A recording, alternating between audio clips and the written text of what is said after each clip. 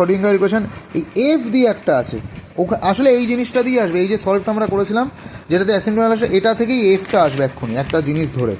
তো সেইটার ওই এফ মানে এই জিনিসটা যেটা একটু আগে এখানেও আছে, এই যে এই অঙ্কটাতেও, ঠিক আছে। তো এখানে employing power series method find out the acceptable value of S, S বের করতে হবে। তো এই দুটো, এটা 7 মার্কসে কেন দিয়েছে, কারণ এটা অনেকটা সলভ করে তারপরে করতে হবে। আর এটা এই মানে এটা পুরো সলভ করে আমাদের এই জিনিসটা আসবে, সেইটা করলে এসের ভ্যালু আসবে। আর এখানে ডাইরেক্ট লিখে দিয়েছে মানে এস এখানে বের করে দিতে হবে ইকুয়াল টু 0 ধরে, তাই জন্য এটা 3 মার্কসে দিয়েছি, মানে 2 মার্কসে, কিন্তু এটা একটু সলভ তাই 7 মার্কসের। একই জিনিস। এই আরেকটা আমাদের বাকি আছে, একটা অ্যাসিম্পটোটিক অবধি দেবে যেটা অনেক বছর দিয়েছে, এই যে এখানেও on 2024 on solving the radial Schrödinger equation for hydrogen atom of the asymptotic limit, two probable solution are from the A or A.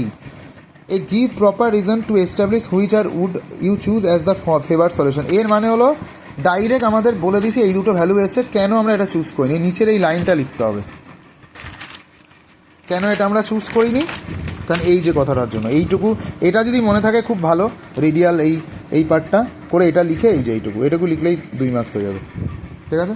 কিন্তু আরেকটা যেটা প্রমাণ দেয়, যেটা এইটা রেডিয়াল পার্টের পাওয়ার সিরিজের এরম লিখে এসের ভ্যালু বের করো, সেটা এখন আমরা করবো। 2018-তে এসছে, 23-এ, এটাই। তারপরে আর কিছু নেই, একটা প্লট আছে আর ওই একটা ছোট্ট জিনিস আছে।